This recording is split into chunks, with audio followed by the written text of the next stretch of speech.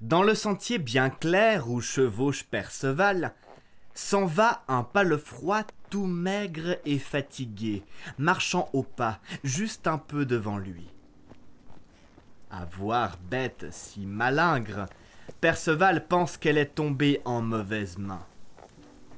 La bête ressemblait à ses chevaux prêtés, en grand travail le jour et sans soin à la nuit.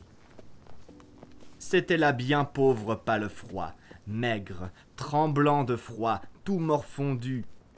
Ses crins étaient tondus, ses oreilles molles retombaient. Il n'avait que le cuir sur le dos. Les matins attendaient le temps de la curer auprès de lui. La housse, les courroies de sel ne valaient mieux que l'animal. Sur lui allait une pucelle la plus misérable du monde. On aurait pu la voir très belle, mais sa vêture était si pauvre. Sa robe n'avait de bonne étoffe pas plus large qu'une paume. Le reste était mal recousu à grosses coutures, et partout rattaché de nœuds laissant pourtant passer les seins. Sa chair était blessée comme de coups de lancette brûlée, crevassée par la neige, par la grêle et par la gelée. Sans voile, les cheveux mêlés, elle offrait aux yeux un visage ravagé par les tristes traces des larmes. Certes, le cœur pouvait souffrir quand le corps montrait tel malheur. Dès que Perceval l'aperçoit, en hâte vers elle il accourt. Mais le voyant venir, elle se couvre de ses loques. Si elle en cache un trou, sitôt en découvre cent autres. Perceval rejoint la pucelle si pâle et si défaite pour l'entendre plaindre ainsi son malheur. Ah, Dieu, qu'il ne te plaise de me laisser en cet état. Il y a trop longtemps que je traîne si triste vie que je n'ai point mérité. Dieu, je t'en prie, envoie auprès de moi quelqu'un qui me jette hors de cette peine, ou me délivre de celui qui me fait vivre si grand honte. Nulle pitié n'y a en lui. Même il refuse de me tuer quand je ne peux lui échapper vive. Pourquoi voudrait-il compagnie d'une misérable, sinon par plaisir de ma misère et de ma honte? Si je l'avais trompé vraiment, et s'il le savait sans nul doute, il devrait bien me pardonner tant il me l'a fait payer cher. Mais comment pourrait-il m'aimer, me faisant traîner âpre vie sans jamais s'en émouvoir? Belle, que Dieu vous sauve, dit Perceval. Elle baisse la tête et dit tout bas: Seigneur qui m'as salué, que ton cœur ait ce qu'il désire. Mais te le souhaiter n'est pas juste. Il s'étonne, honteux. Il répond: Comment, demoiselle? Je ne crois pas vous avoir jamais vu ni méfait. Si, répond-elle. J'ai tant de souffrances et misères que nul ne me doit saluer. Qu'on me regarde ou qu'on m'arrête, la plus grande angoisse me prend. Si je vous ai fait peine, dit Perceval, vraiment c'était sans le savoir. Je ne veux pas vous tourmenter. Mon chemin m'a conduit vers vous, et sitôt que je vous ai vu, si désolé, si pauvre et nu, de joie je n'en aurais connu désormais, si je n'eusse appris de vous-même quelle aventure vous a mise en telle peine et telle douleur. Ah, sire, ayez pitié, taisez-vous. Allez votre chemin et laissez-moi. Le péché vous retient ici. Fuyez, fuyez, vous ferez bien. Pourquoi fuir? De par quelle peur? D'où viendrait-elle? Qui me menace? Je vous dis qu'il est temps encore. Fuyez! Il va sans tarder revenir. L'orgueilleux de la lande. Il ne cherche que coups et combats. Si en ce lieu-ci il vous voit, sur l'heure il vous oxyera. Que l'on m'arrête ou que l'on me parle, il en éprouve tel dégoût que nul ne peut sauver sa tête, pris sur le fait. Il vous dirait qu'il y a eu peu qu'un homme encore fût tué ainsi. Mais il ne veut tuer son homme sans lui conter premièrement pourquoi il me punit de honteux et vil traitement. Tous deux parlaient encore, quand, Dans la poussière et le sable, l'orgueilleux de la lande, sortant du bois, bondit sur eux en menaçant « Malheur sur toi qui t'arrêta près de la pucelle! Que tu l'aies retenu, serait-ce la longueur d'un pas suffit pour que tu meures? Mais sache que je ne te tuerai qu'après t'avoir compté pour quelle cause à cette fille j'ai imposé si vile honte. Un jour, j'étais allé au bois, laissant dedans un pavillon cette fille-là que j'aimais plus que toute chose au monde. Sortant du bois par aventure, s'en vint là un valet gallois. Par quel chemin s'en venait-il, je ne le sais. Mais ce que je sais sûrement, c'est que ce valet-là lui prit, oui, de vive force, un baiser. C'est elle qui me l'a avoué. Peut-être qu'elle me mentit. Ne dis pas non. L'autre poussa son avantage. Qui donc l'en aurait empêché? Peut-être fût-ce d'abord par force qu'il lui déroba ce baiser. Vint après le consentement.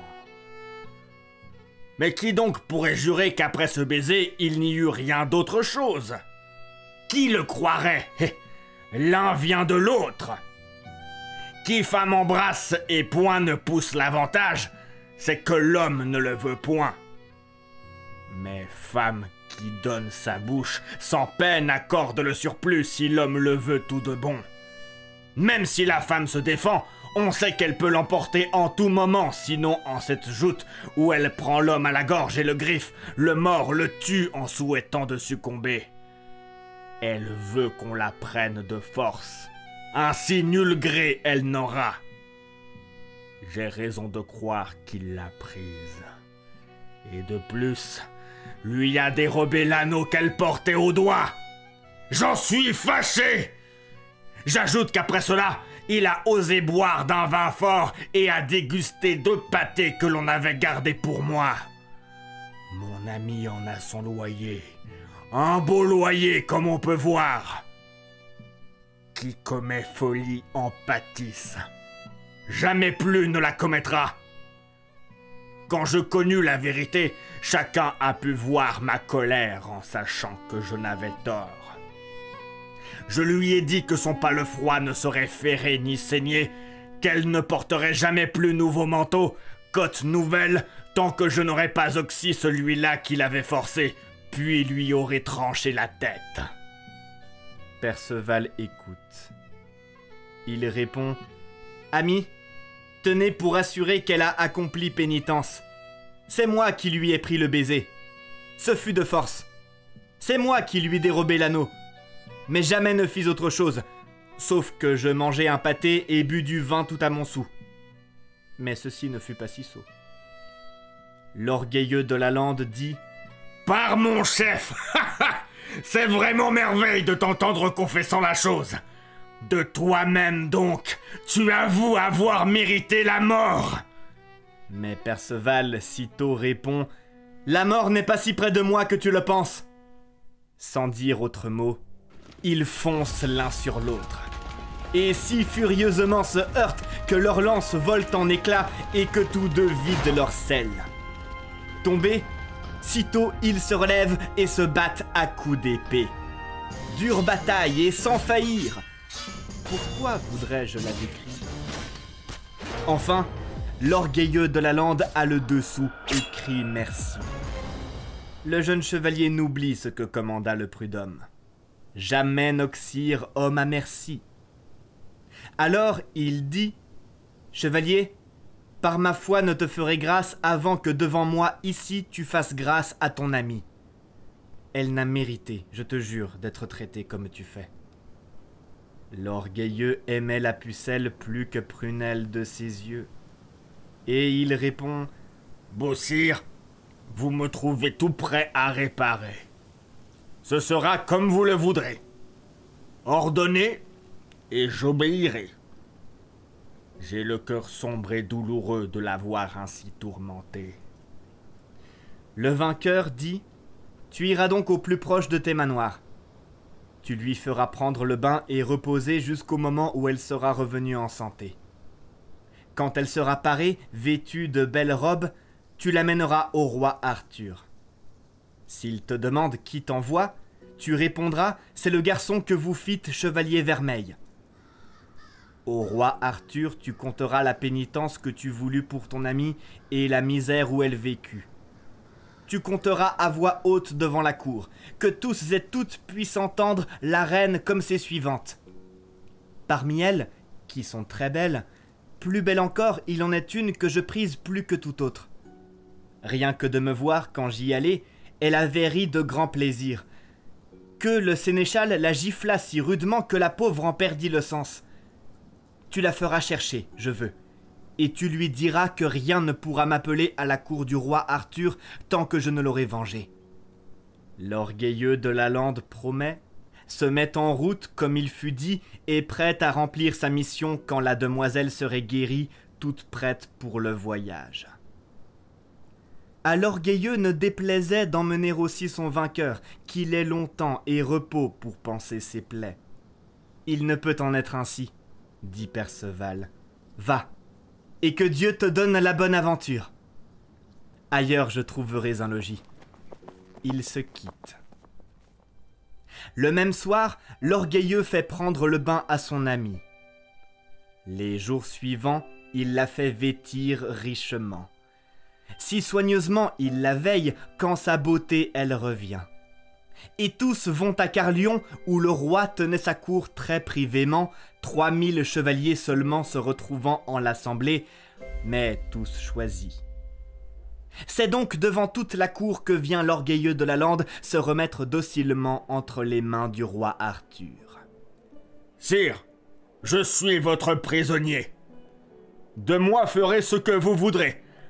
C'est bien raison, puisque cet ordre me donna mon vainqueur qui vous demanda et obtint armure vermeille. » Le roi Arthur sitôt comprend.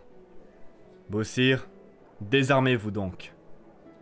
Que Dieu donne joie, et qu'il donne bonne aventure à qui me fait présent de vous. Et vous aussi soyez le bienvenu.